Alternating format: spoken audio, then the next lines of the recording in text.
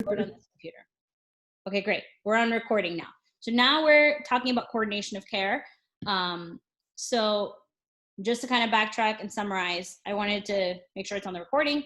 We are making sure we are operating under the ethical guideline that we need to know where our competency begins and ends, and then bring in the right professionals to our team when that is not present. So most early learners are going to require speech and OT. So I would recommend that you immediately upon having a client, you either assess if they have speech and OT, and if they do not, recommend for an evaluation to take place, given that the majority of learners really do require those two specialists on board. Second point was, you want, when medication needs to be introduced, it needs to be introduced with the right professional, and then we want to help the family seek out the right professional for the right time. Before the age of generally 5 or 6, we don't have a specialist or a psychiatrist that's willing to come on board for that client. So we want to really kind of make a good consensus with the neurologist during that time period, and understand the purpose and explain to parents the risk and the benefit of medication. So a big thing with ADHD medication that people don't understand is stimulants can, one, this is the obvious one that people, I don't know why, don't review.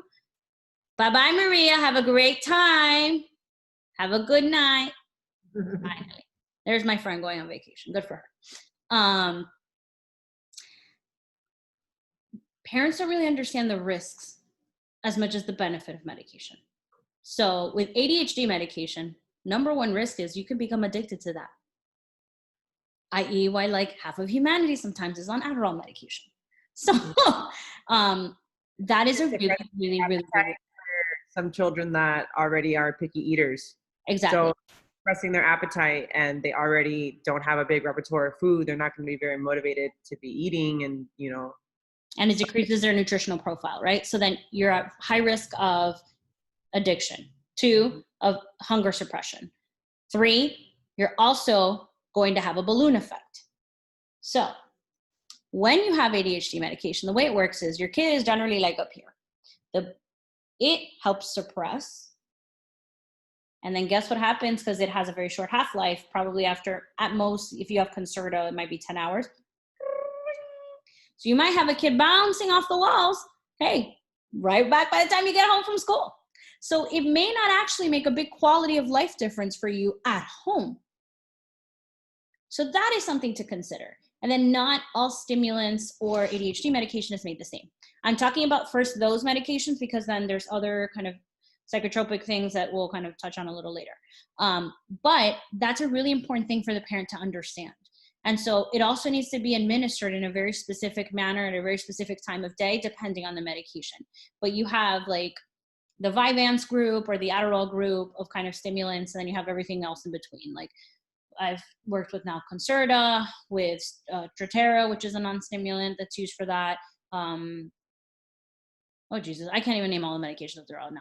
But point is, you should, when a child of yours is on it, read, right? You could just go on like Google now and like read the side effects and encourage the parent to do the same, right? We need to know what's going in their body.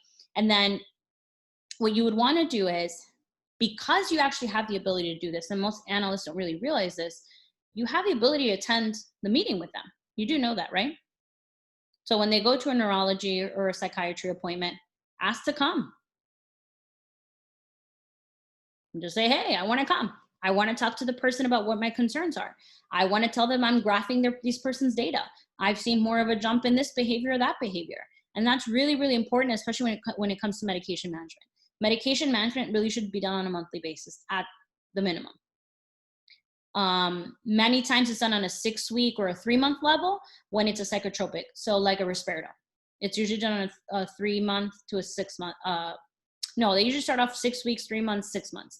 Unless you're seeing a change in behavior, then you need to call immediately in to then make sure that person comes in to manage that.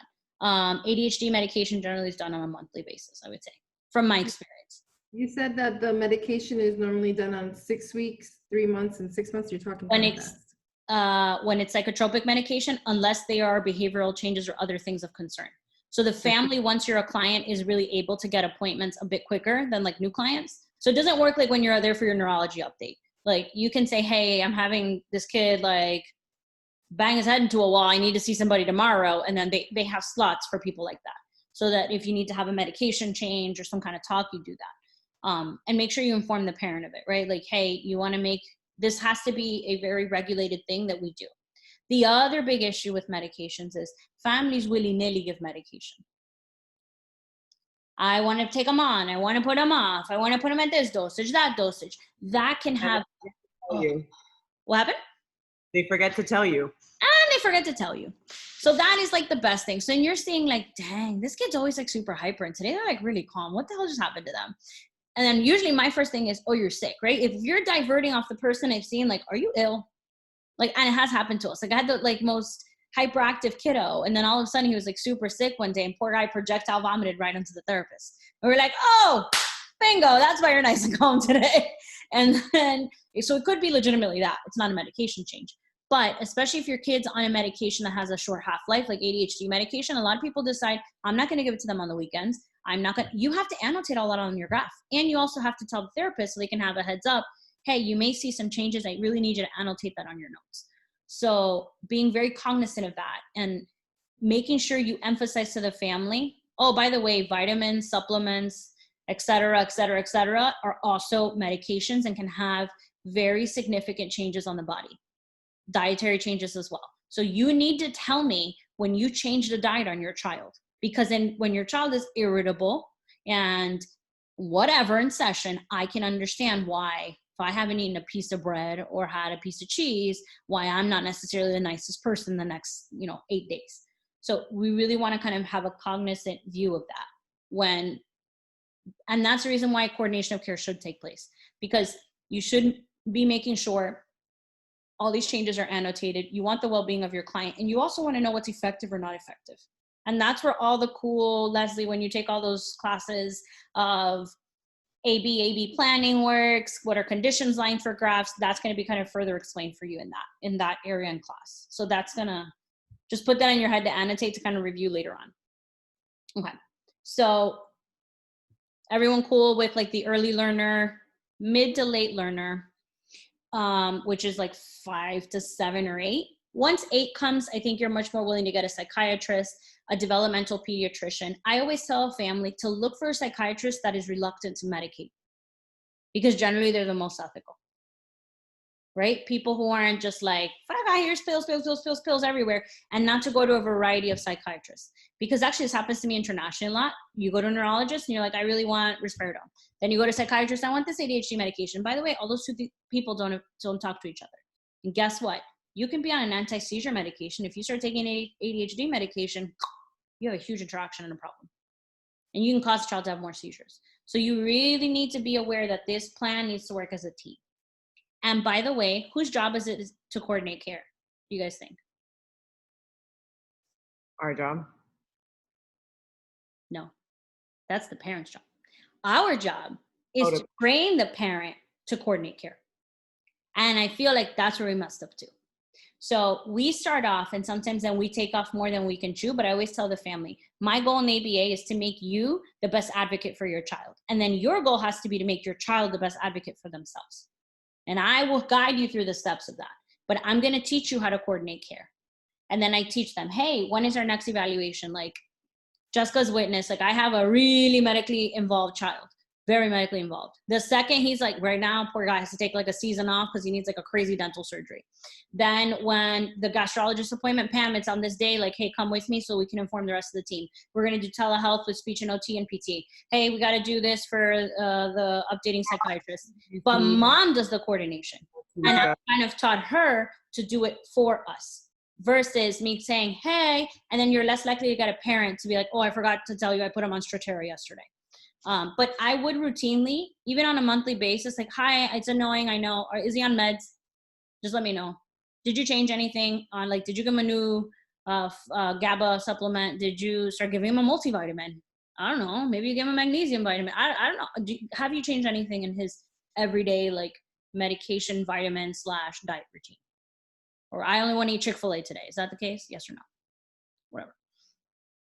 So that's a big deal. So making sure from the onset you teach the parent, I'm going to teach you to coordinate care because you're the head and you're part of the team, right? Because sometimes you'll see this a lot in an IEP meeting. People just, this is my favorite thing. I mean, I feel like I should record half the IEP meetings on. They have this big screen on the side where they give all the goals. That's my specialty with school. Then it's like, okay, mommy, this is the goal we wrote for Johnny.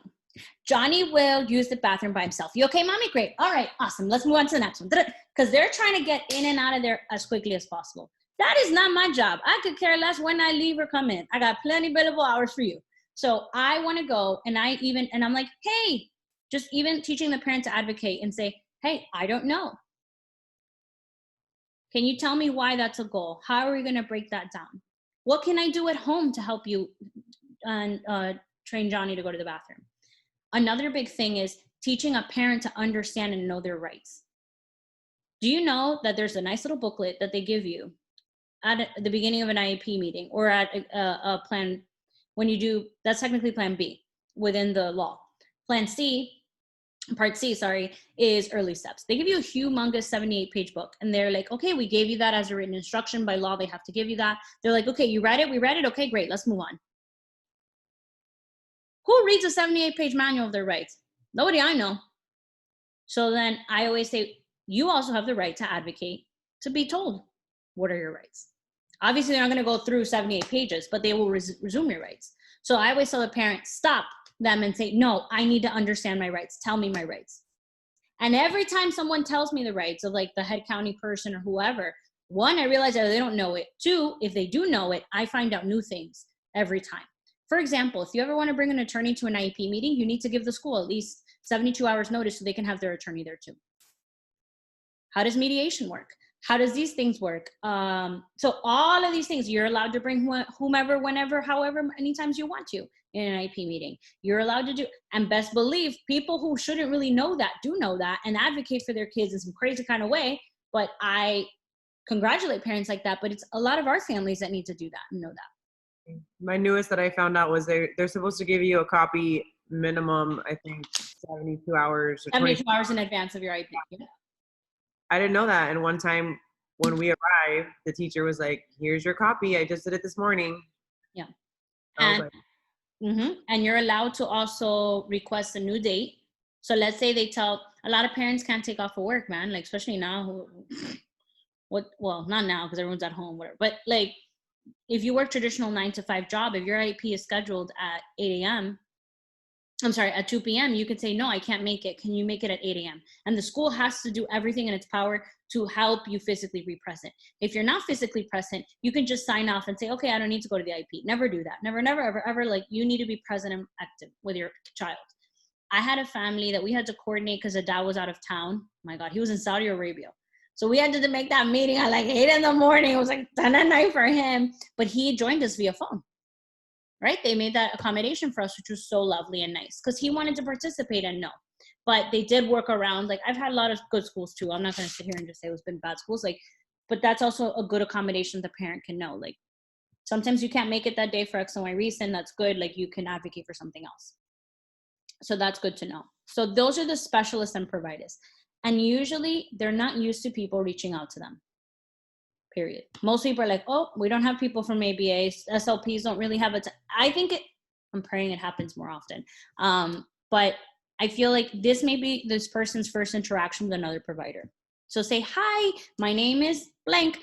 I'm really here to just get a better understanding of what Johnny does in SLP. Would you mind if I watch the session? Pre-coronavirus days. I am working on this new COVID policy now. So I'll tell you how it goes. I am asking to be there telehealth-wise. So that obviously, because if you can't have more than one person in a therapy, we have to reduce risk, that we make teletherapy available. Well, some of my kids do telehealth, speech, or OT, so I'll just sit in to their telehealth session. There you go, even better. So right now we have to accommodate this to telehealth and COVID times, but generally you could just show up to a session. You can bill that under used to indirect. You could even do it supervision of direct because you're there physically with a client, which is what the 97155 code asks you. Not necessarily be there with an RBT, but you need to be physically present with the client. So you can bill it as a supervision if you need to, or even a parent training if the parent also attends. So there's lots of different ways you can pay and make this like the best quality care for your kid. But you want to sit in a session and learn something. You will always learn something. That means be quiet. Don't correct people on how they should be teaching a methodology during their session. That's not a good idea. Don't do that. They ask, don't say anything. Exactly. You say nothing. You're just saying, hey, I'm just here writing notes because I want to learn how to best do blah, blah, blah during my session, right? Towards the end, you say, hey, could we end the session about 5 minutes early? I'd love to kind of coordinate and talk to you about XYZ. If you're talking to a speech therapist, you really should work in combination with them to have an effective communication protocol. Are we using VB? Are we using PACS? Are we using an AAC device? Why?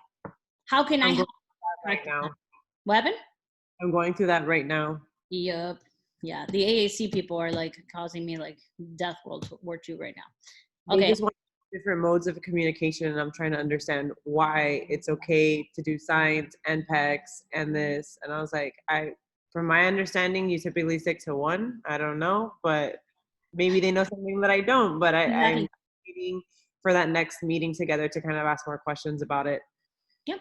And then we may learn something, right? Like I could tell you something an SLP told me once is because if you have a more impacted learner or a challenged learner, you would want to validate and reinforce whatever response was possible to shape into one. So in the beginning, like they may clearly say water, and if that's the only word that they say, then Jesus, we want to have them say water. But then if they're better able to communicate with visuals, then we also incorporate that. So we just want to ease and facilitate so we see a decrease in maladaptive behaviors. That's the way that one was explained to me, which I thought was actually made a lot of sense, right? So in my brain, I'm like, nope, this, you do one, but then it may look different as somebody ages or as like their proficiency is different or la, la, la. Or their clarity. Right? Like, what if you literally like poor kid, and that has happened to me. They're trying to talk so bad and you don't understand that one word coming out of that child's mouth. Like, it's like so sad. That has to be even more frustrating, right? You're communicating and no one understands what you're saying. So you really want to kind of grasp and get that under that bubble. What else do I want to talk about? So that would be a big point, making sure a parent leads the team, understanding who needs to be a provider.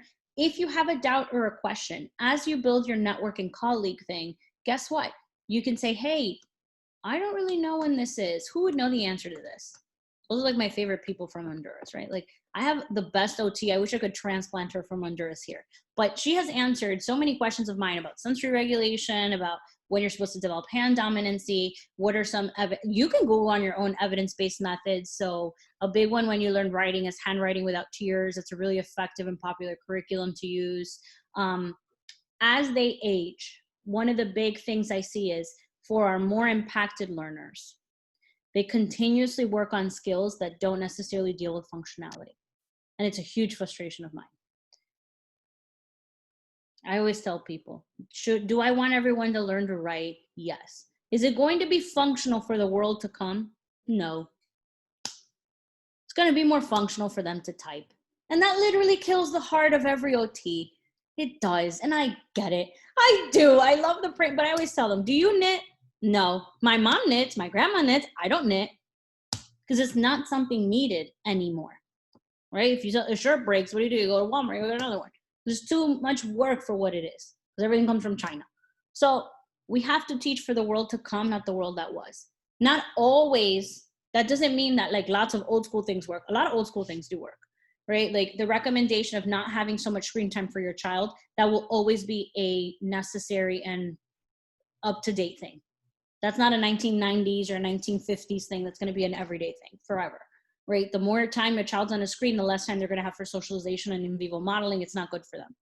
However, when it comes to writing, it might be obsolete in 50 years. Let's just be honest. It is what it is. That's horrible. Weapon? That's horrible. I know. But They're not on the OT camp here. In preschool, they were doing ABC Mouse in the and it was like substituting coloring by just touching on the screen, and like the boat was colored. I'm like, my developmental side was like, oh my God, there's so many opportunities being lost. Like give the kids some crayons and a worksheet. Like, yeah, what's going on? And what was explained to me is that writing is one of the few skills that actually incorporate all of the modes of fine motor skills, strength, precision, like all of that, which is why it's so heavily emphasized. But if you have a kid who can't wipe themselves, who literally can't pull their pants up, I want to work on that. I don't want to have them work on learning to write their name. I just don't. And especially as time gets more limited as they get older. If I have an hour of OT, like I want to work on this kid wiping themselves. Because the way I explain it to them is they're going to have to hire a caregiver the rest of this child's life if they don't learn to wipe themselves or brush their teeth.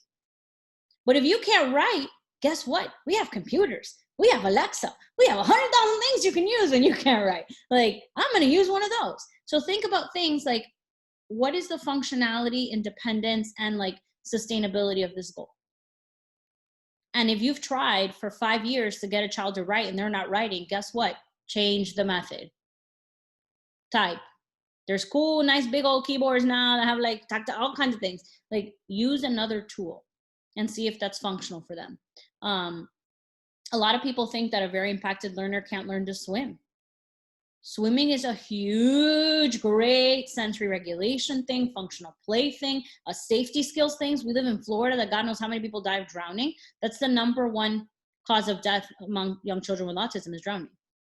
So I need to know if a kid could swim. And that is a necessary, like I will push all my kids, especially since I'm not a great swimmer, to swim. I am adamant about it. They need to swim. They need to swim because if they wander, guess what? We have like 100,000 pools, canals, lakes, or whatever they can fall into. And then that poor child that I keep thinking of now that his mom, unfortunately, is accused of murder. He's example #3, right? Probably didn't know to swim. And I mean, besides the crime, we're not going to talk about that. That's just another day, another time. But I think about that, right? Like you need to make sure that if a child has an accident, they're going to be able to be found, can at least come to the pool. And the most impacted of people with practice can learn that, but it's a very necessary life skill. So that's a big thing to consider. Think about the goals. When you're coordinating care, observe. First, observe and shut up. When you observe and shut up, then make notes that you can continuously kind of start to plan and coordinate care with. You want the rhythm of coordination of care to be updated, I would say like on a monthly basis when it's possible. Because then you're able to kind of make that meeting, say, how are we doing on the goals? How can we do that? Or are we now, if in 6 months we're changing communication protocols, you may need to extend how much like frequency you're having. So if you're going from a VB to a PECS protocol, you really should have that hand in hand with the speech pathologist. But don't go off on your island and try something without somebody there. So if you're going to recommend an AAC device, yes, you can buy it yourself on Apple Store. Do you actually know how to run an AAC device? Do you know the research behind that? Do you know how it's supposed to be implemented? How you're supposed to prompt or not prompt? That's why you need a speech pathologist who is specialized in that, leading that area. So she can train you to also train the child. Do you know exactly what program? There's like 16 programs that I can think of off the top of my head that you can use at AAC. Tap to Talk, Nova Chat, Proloquo. Why do you pick which one over the other? Do you have less icons, more icons? How do you organize them by folder? Why? If a child's proficient in scanning, if they need help with coordination of care, if they have motor apraxia, like you see all the things you have to consider, you'd want to make sure, and your competency generally is not in that area. So you want to make sure you have the correct specialist for that.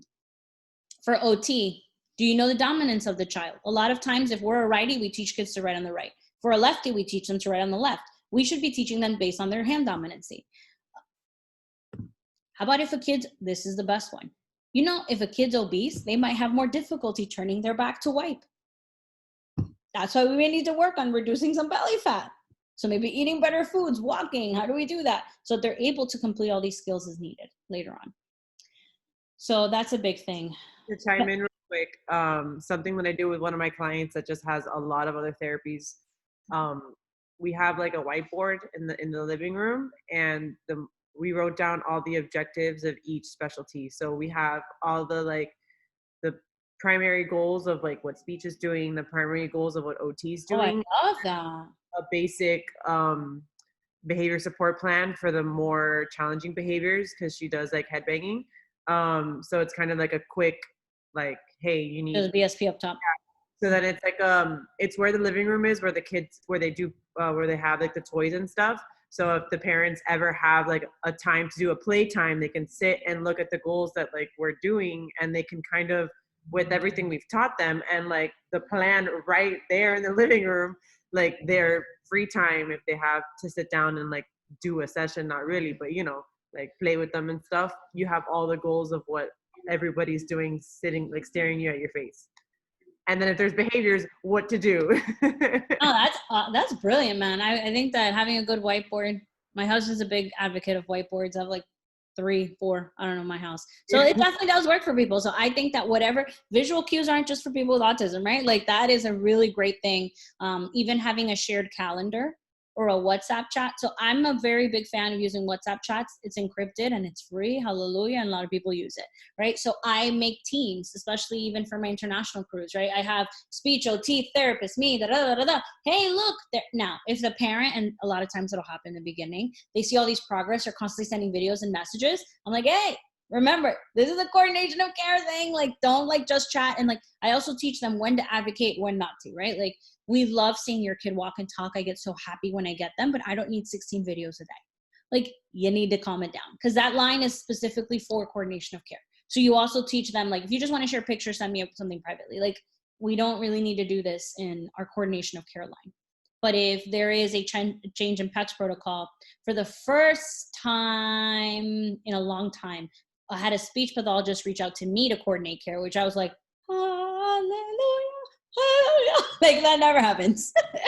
But I just, once you develop that relationship and you're able to open, and they see that you're a receptive learner, just like they can become a receptive learner, and we take on each other's stuff. Now, what do you do when one of the other providers suggests something that's not evidence-based or goes against what we know is evidence-based? Hold on, I'm gonna let you think about that while I go pee.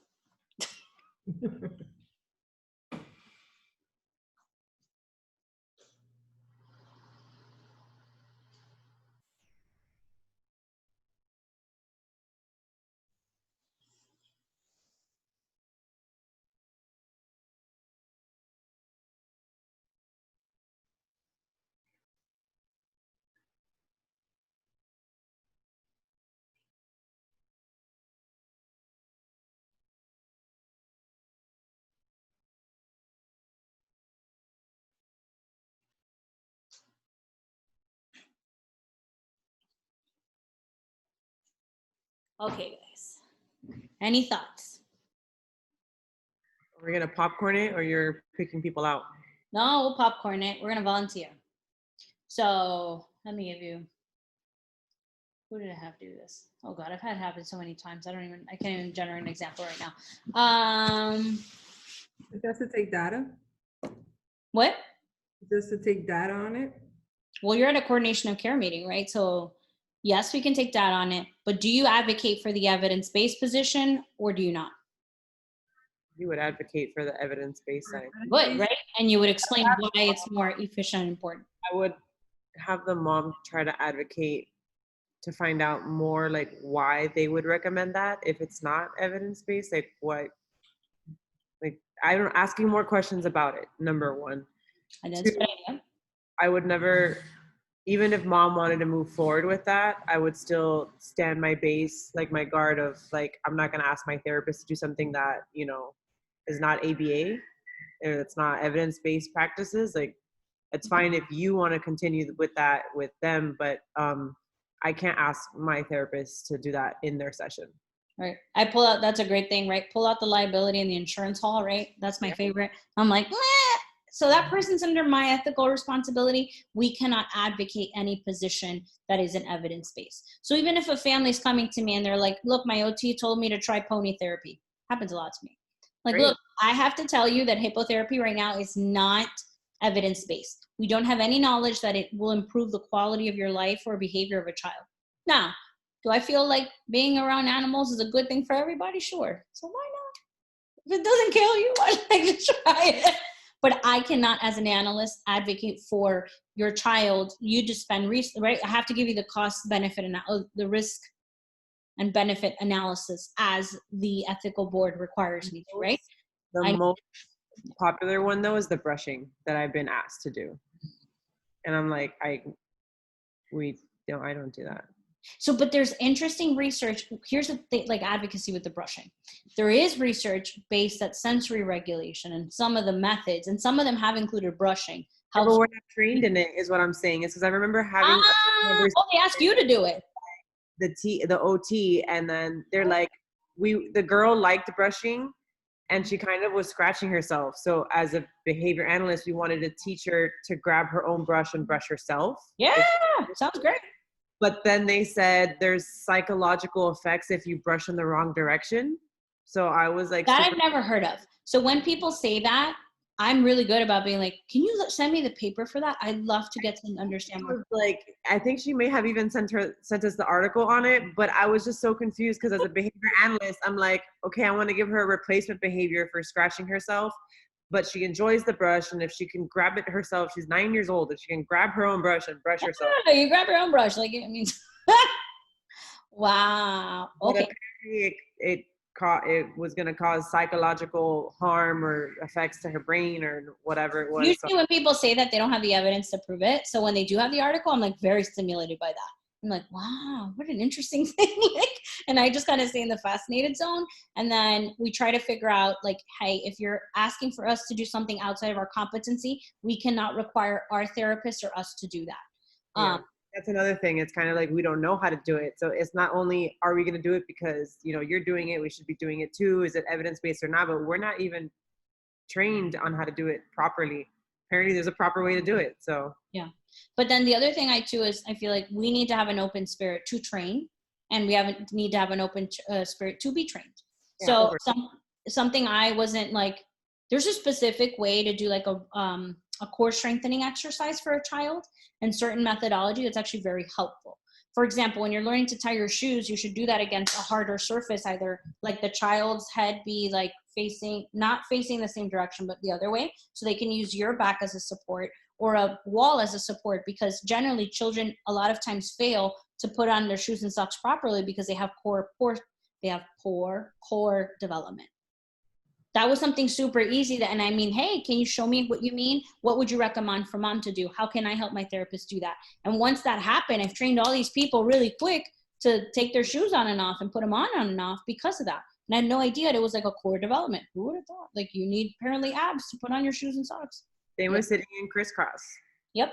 I had a child that always would sit with like his hands behind him. Mm-hmm. And for us, we're like, sit nicely, sit nicely, sit nicely.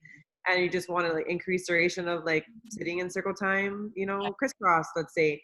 But then speaking to an OT about it, they like suggested that he sit with support in the back. And guess what? He could sit crisscross as long as he's supported in the back until his core development like catches up. Yep. And I was like, well, there you go. And I can't name you. Like, I love that Janelle's having some examples. We have to be corrected all the time from our knowledge. So that's why I always say, have a willing spirit to learn and also be a coordinating partner. Don't go in there preaching like you know everything, and because you don't, right? And so where their expertise begins and yours ends is many times where you can help incorporate a lot of this into their practice. But if they're advocating a non-evidence-based thing, we have to tell them we are not really allowed to implement that in our care, that the parent is free to do that if they want to. Now, what has been, I would say, the most common thing, not necessarily a non-evidence-based thing, but it's a competing evidence-based strategy. What do I mean by that? I've had people advocate for PECs, and I'm trying to do VB.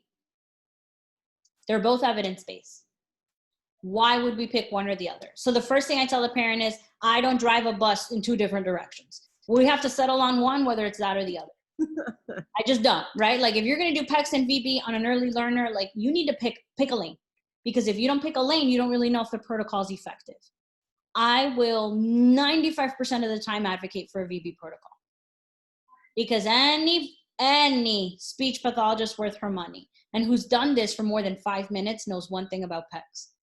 There is horrendous poor follow through with parents using PECs. 99% of the time. I tell families, in my career, I've probably seen 300 families. 5 of them have implemented PECs. And I can literally name them off the top of my head, who they are. I remember them by name and last name.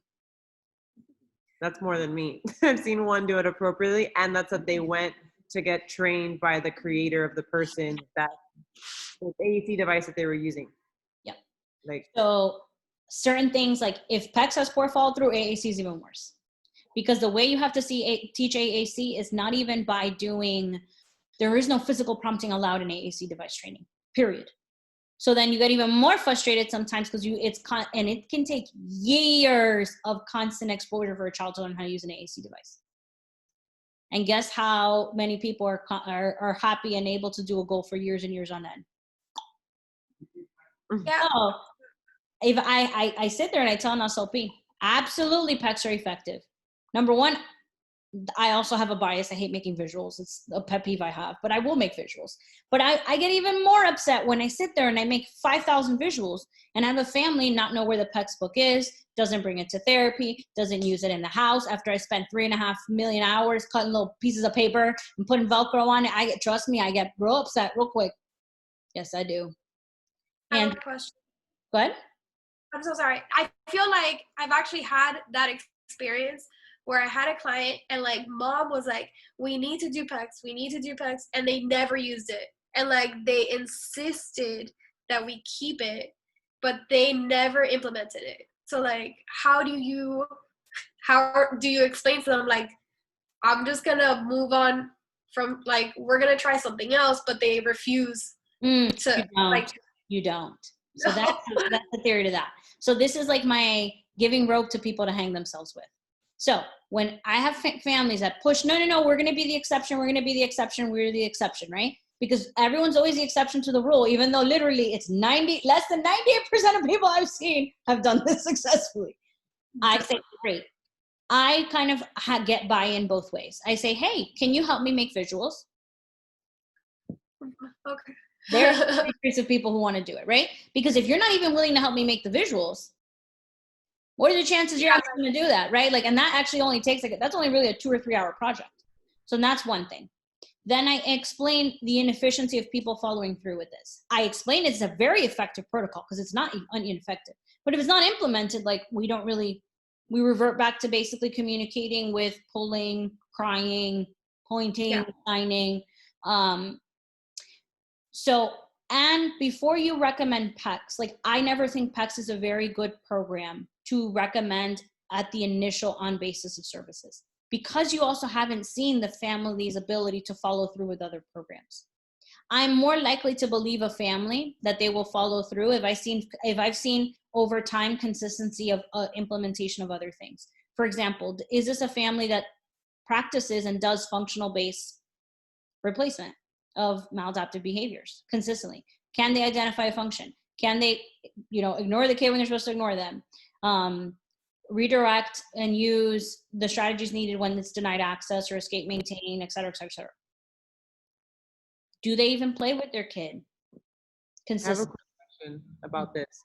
So what if they're on board, they're participating in the session, they have sent some videos like doing it outside of session, which was pretty good, but they're kind of also deciding when it's necessary to use it and when it's okay to not use it. So she's like, oh, but what if she grabbed the bag of chips and just gives it to me? Why do I have to make her go get a picture for it?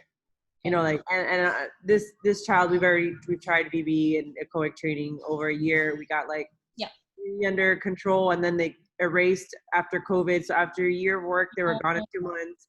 So we're like, you know what? I'm not going to spend another year with her not having a voice. So we're choosing to do the PECs. Okay. I asked the speech. She said that was fine. Speech is also, that's the one that's doing sign and PECs. So the mom, but what if, speech is like having her say please, I guess, is a way for more. I expressed my concern with that because she does get a little bit of SIB when she's upset. And if you're not understanding her, I think she's going to smack herself.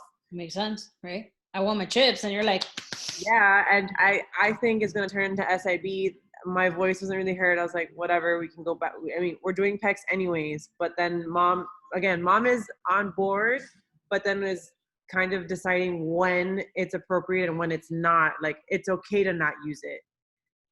Got it. Then it seems like the initial conversation of pros and cons worked. However, you may need to have, and this is kind of where I feel like parents don't really understand their actual limitations. So it sounds like you guys were on track and doing something and you had a barrier, COVID, which is a legitimate barrier. And I feel like sometimes they just need to hear like, hey, this is happening to all of us. I understand this is stressful and it's a lot. Ideally, we would want to run this 100% of the time. It doesn't happen 100% of the time because we're all human. Sometimes you're trying to get out of the house. You're trying to do this. You're trying to do that. Can you commit to effectively and work around the barrier? So I would say, okay, they don't have compliance with it 20, 30% of the time. Damn, that's still pretty good. That's better than the other 100 and 290 people, right? Like that don't do it even 60 or 70% of the time. Maybe you'll do like a man training, a 10-minute session of focusing on it a day. If you're just, instead of deciding when it's appropriate and when it's not throughout the day. Yeah, I think I would try to kind of stick to a time of how to spread it in different, the way I've seen that tackled really effectively by a speech pathologist is designating times of day when to use it and when not to. Because it seems like if you're in the middle of, if your child's well fed and they're just asking for a bag of chips, I don't know why it's so difficult to grab a PEX thing. Well, you ain't got nowhere to go.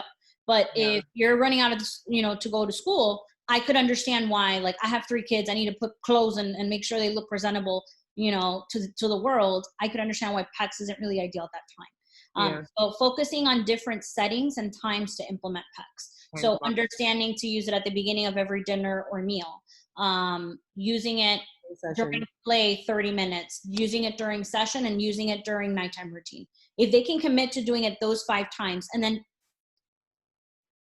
understanding the limitation, and then also giving them an out. Is it better for us to just suspend PEX until you're able to better implement the plan? Right? Give them an out. Like I always tell people, like, if this isn't doable for you, let me know. I'm okay. We can revise to something else.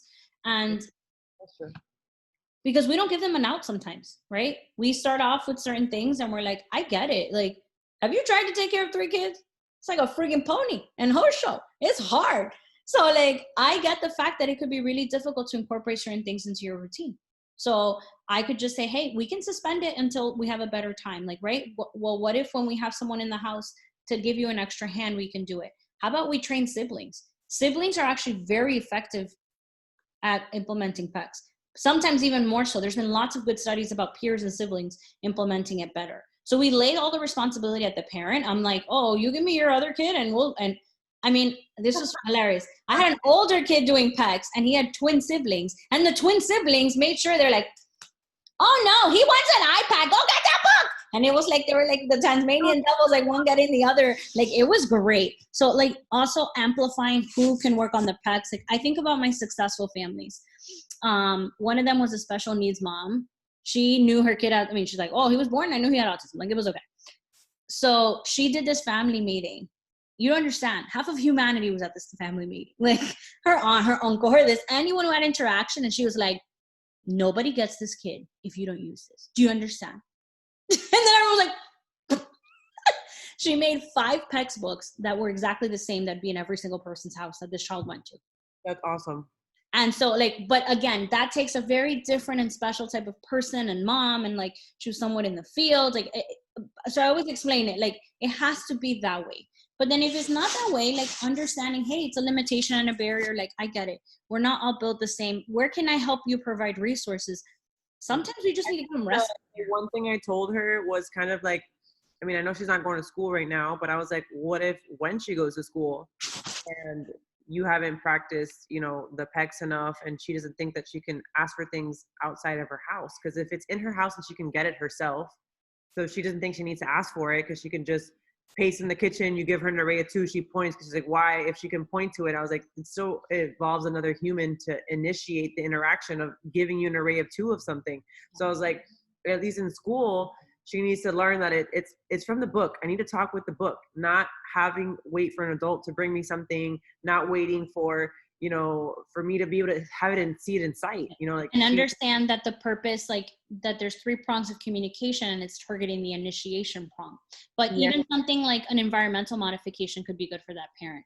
So maybe making another foam board with Velcro so that they can stick the visuals on the Velcro in the kitchen. in the That kitchen. actually might, and then put the food packs in the kitchen. Yeah. No, That would be like a good did that visual reminder for them. outside because she likes going outside, but no one can hear her walk in front of the door. So you don't know unless you see her standing in front of the door. So we put an outside tech so next to the door so she can grab it and ask for someone to take her on a walk.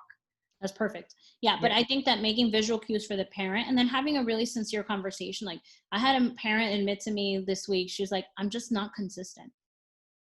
And I am doing my best to be as consistent. And that is like a good, like you're at a good place when you can say that. And I'm like, you know what? I'm happy that you're like at least honest enough and you're a good enough person to say, I'm having a hard time being consistent. Can you help me? Right? And like the world's at your feet in that sense. So the other thing I have done in the past, and just so you guys are aware, is when a parent is serious about going with the other person's recommendation because they find it better, I annotate it in data and then I look at follow through. So I don't always sit there and argue, right? If the parent really feels like something that they get with the other coordinated provider and is maybe not evidence-based, or even if it is, if it doesn't have good consistency, I just annotate it. So I'm in a situation like that right now. I have someone who recommended 1 million visuals. Like I literally mean 1 million visuals. I have this house with visuals everywhere. In the house, in the kitchen, in this and that, morning routine. Visuals are very helpful for a child with autism. I have just never seen basically a clinic turn into a house. And that's what the person is advocating. And so she asked me my opinion. Hey, what do you think? I was like, well, in my experience, I've never been to a house that has as many visuals. Literally, it looks like a clinical setting. Like that's exactly what it is. And what I know the psychologist is trying to do is recommend a clinical setting like so that home can have that consistency. But there's a reason that a clinic is in a home because most things don't look like that. So I'm afraid a kid is going to be super overwhelmed by the amount of visuals he has to see. But you know what? I don't know what'll happen because I've never done it. So we're going to try. And then we'll see. But the other thing I do know is that this mom has really great follow through in the beginning. And then she has very difficult time consistency with follow through. So I know that we have all these visuals. How much are they going to be used? Nilch. So I just sat here and I made 4 hours worth of visuals, but God bless it. That's just part of the job. I always tell people I'd rather write a treatment plan than make visuals. That's how much I hate making visuals. But that's a personal horrendous bias I have myself. I love it. Yeah. So there's people who love it like Janelle. Like, I don't know, she should make like a factory of like people who make visuals. Like, God bless you. I'd be the first person to pay you so you could just crunk out the visuals. But, like, I think we need a token board. And the therapist is like, great, I'll make one. I'm like, no, I already did it. Here it is. yeah, no, never. That has never come out of my mouth. Never. As an analyst. Like, oh, you want to make it great. Like, I will give you like all the time. But again, that's a preference thing. It's just the current situation I'm going through. So understanding that sometimes it is like helpful to have certain things, but depending on the implementation style of the parent, you do need to take that into consideration. Because let me tell you, out of most providers, you probably know that parent the best. You know why? Most of them aren't in their house. Most of them aren't in their school. Most of them are not with them 40 hours a week. So you can really talk to in detail. Like I have providers call me and they're like, what is the parent really like? Explain that to me so that, and like once we built that relationship so that I can really know what to do moving forward. Right. So when I'm on the call with the SLP this week and we're recommending PEC, she's like, you know what? This family seems like they do this, this, and this. I can tell via telehealth. And I was like, no. They are very dedicated. They sat there and made the 2,000 visuals because they knew I wasn't going to do it. So they're doing it. Right. So I told her, let me help take care of the part of the training them. And then we talk about what does that training look like? I'm getting better SLPs that are very well trained in PECs, but I'm not, before I wasn't. So making sure you're also speaking the same language about the same protocol. Not everyone is trained in that anyway. You got to ask too. Yeah. And then when, for example, I'm at the backseat because I don't really know a ton about AAC, I found it very curious why, and then when the evidence-based methods were given to me, why you don't physically prompt a child for communication. And then I also went with the other person's recommendation, for example, to have more visuals versus less, because in my mind, if it's more impacted, if you have less stuff, you can learn it quicker. But a lot of the evidence is then you limit that person's vocabulary. So then what we did is we were going to look at it over a month and then see if this person had made progress in this area. And if they have, then we're going to leave it as is. but I deferred to the person who was the specialist. So making sure you do that. Because that's like the big point I would say with coordination of care. A lot of people don't attempt it because they're afraid they're going to encounter people who are resistant to it. I feel like I just encounter people who are surprised and then love ending up coordinating care. They do.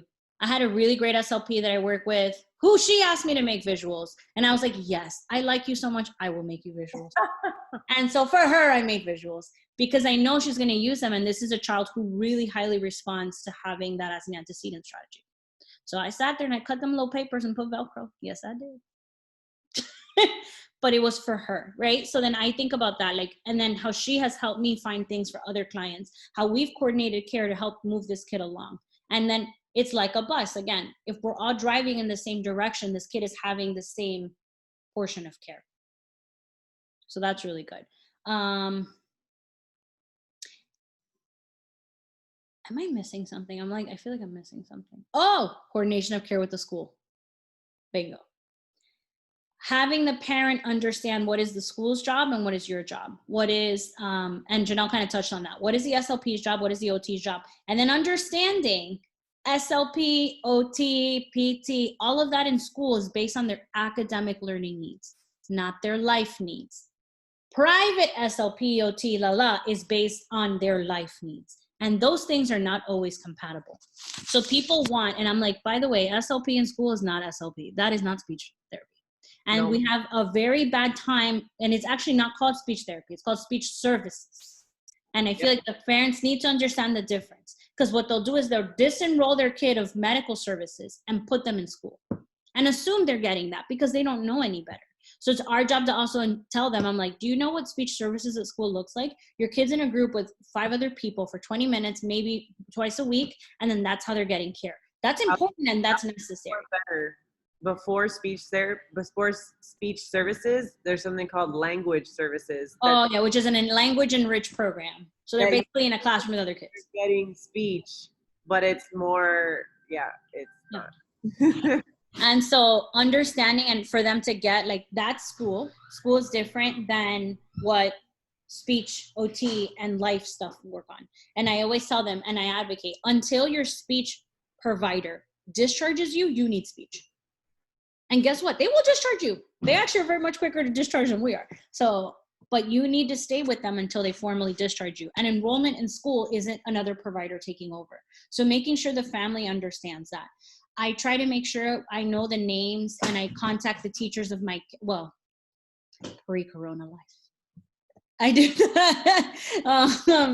And update and then try to keep consistency of care with school at least once a quarter, right? So then if the teacher knows, like she knows my face, say that again? School psychologist too. In Broward, Janelle, that might be different because in Dade, they used to have assigned a school psychologist per school. Is that still the case? Well, mine's I don't know. I just private school I go to. They have their own.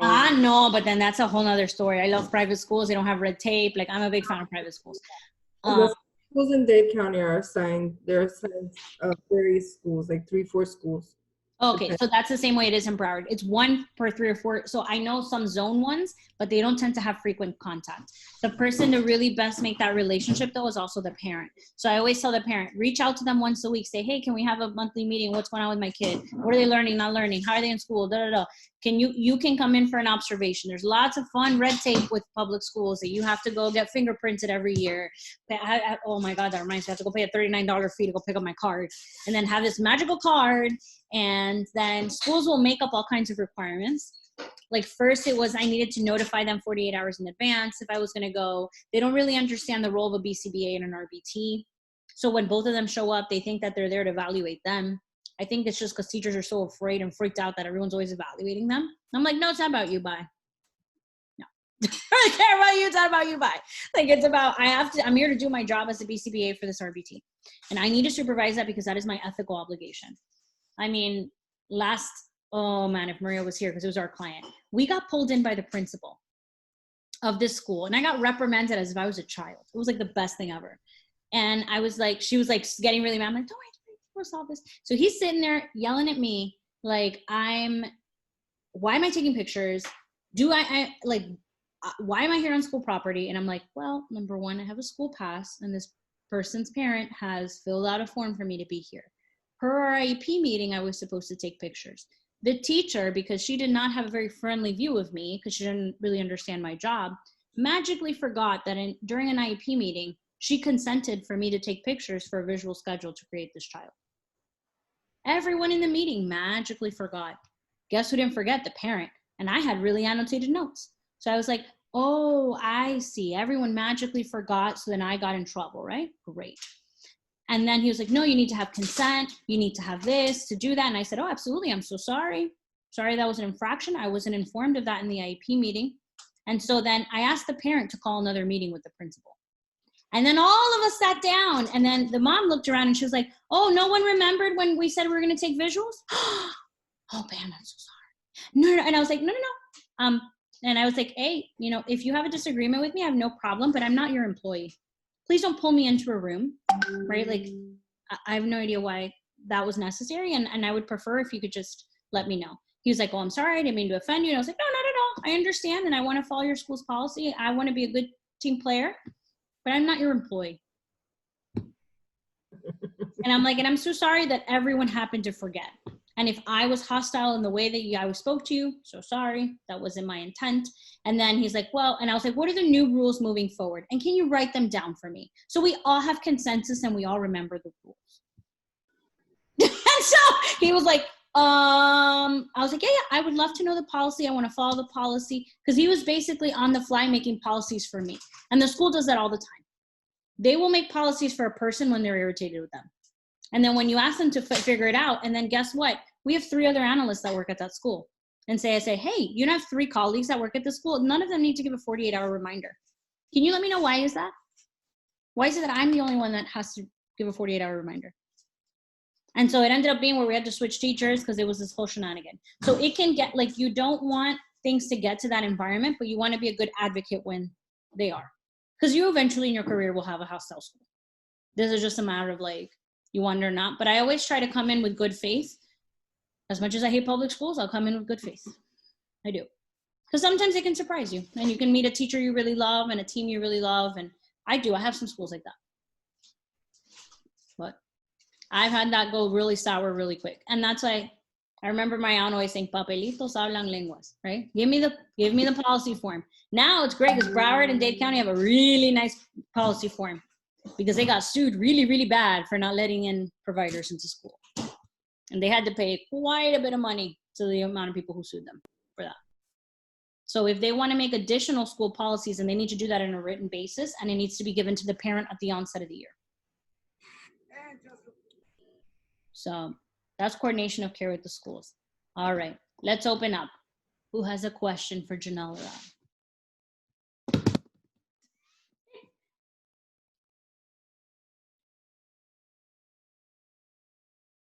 No? We're good? No questions? Do you feel confident initiating coordination? So if you got an older child, they already have a good team.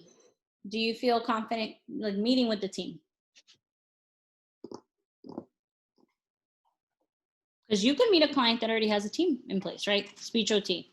Do you guys feel comfortable that you would know how to initiate an email, coordinate care, know where to find one if you had to recommend one? Yeah? Más o menos, maybe. Okay. It's hard to read you guys tonight because everyone's on mute. Can someone say yes? Yes, Pam. Thank you. Pam, I have a question. True. That homework that we did with the list of the speech pathologists, the OT, can we combine that? And I could do it if you want. Can we combine? Oh, I'm doing that. I'm waiting for 2 people's. Oh, sorry, Les. Yeah, I'm waiting for 2 people's input, and then I'm going to put the developmental pediatricians on them too. Okay. So and I'm actually going to make it a working Google Doc so that whoever in the company wants to also put in can do that too. Okay. Cool. So I'm waiting for 2 people. So I think it might be ready by the end of the month, give or take. Okay. And then is there any other topic of super interest that we want to do first next week? Or else I'm going to kind of go with the outline I have. So everyone look back to like the things you need to be competent in, the 1,500 hours. send me some feedback. It doesn't have to be right now, of what you want to take care of first, so that we're able to get that through. So if you really want to know about FBAs, so I really wanted to spend a good chunk of time working on FBAs and behavior plans. I want to give out, like, I love Handleys. I'm very proponent of Handley's style of FBAs and running different kind of, oh my God, FAs during kind of in vivo time. So I'm going to teach kind of Handley's method of doing it, because everyone, I assume, which I should not do. Exactly. Everyone should have learned Iwata's method, right? Yeah. Iwata's method has 2 failures. You have to do it in a clinic. We don't always do ABA in a clinic. Number 2, Iwata's requires a significant amount of resources, and then also at least 2 or 3 people to run an FA, which, guess what? Insurance isn't paying for. So I have an Iwata style. Oh, my Argentinian kid. Yes. Okay. So I will show you guys my big boy Argentinian that we went into the clinical setting at CARD. I did it with Aníbal. If anybody knows Dr. Aníbal, I ran an Iwata FA with him. If you're interested in doing an Iwata, I'll send you the video. And he was like super cool. Very fun thing to watch, because dad got called boludo, like I don't know how many times, and he like savaged all the pastelitos I brought. It was really great. But like, good example of like an Iwata style FA. But does everyone kind of feel good about an Iwata, or do you want me to review an Iwata and then go into Handleys? I have no idea what that is. You're going to go through that in a class. So, okay. Yeah, we'll go through it in a class. You will definitely, like, if you don't know who Iwata is, you cannot be a behavior analyst. Like that. It's like, you will get that's like, you know, in the Bible, like the 10 Commandments, you need to know certain things. It's part of the 10 Commandments list of ABA. Is starting Iwata. But it's very much like a protocol. It's very effective. It's not that, but I feel like it's resource constricting. And then Handley's going to talk a little bit about why it's not really practical in the real world that we live in, because a clinical session strips of what, you know, things that you don't have in real life. So this tries to run like a combination style. So I tried to run an Iwata and a Handley on the Argentinian kid, which was very fun to do. So I'm excited to see what that is. Yeah. So I will find my tape somewhere up there and get that. ISCA, you know what it's called? ISCA, ISCAA. What's an ISCA? It's when, well, the way that I was told, it was like when the behaviors are too like intense or severe, that you're recording the precursors instead of the actual behavior. Oh, so Handley's includes both. Okay. So that's what's kind of cool and neat about that. But I need everyone to have a good week to just really look at a lot of his, I love YouTube, God bless YouTube and this man, because he has put all his material up for free. But you need to like watch 2 hours worth of his training. Say that again? Handley's the coolest. Yeah, I really, and he's a dynamic speaker, which God knows we only have like 3 of those in ABA. So you really want to so he knows how to present really well, and he keeps you really engaged. And so he talks about all like the crazy cases he's had and how he's done this, and it's a 20-minute thing, and like how he's run this, and it's really cool. So he's really the person I want to teach you guys. And then I have to find Mr. Boludo upstairs where he is in my CD files. Yeah. So, and if I lost it, I'm going to kill myself, because that was like the best video ever. But I think it's somewhere in my files in my office. Okay. All right, guys. So we're doing really good. I'm excited. So are you guys okay with moving on to FBA first? You want to do the supervision? Seems like there's more interest in the FBAs and the FAs. Yeah? Yeah? Which one? FBA. The FBAs? Okay, so then I'm going to send out Handley's video and prep and network right now so that everyone has it, and you need to have watched it before we get to next week's date. That's the homework for everyone. And then I need everyone for availability. Actually, let me start recording.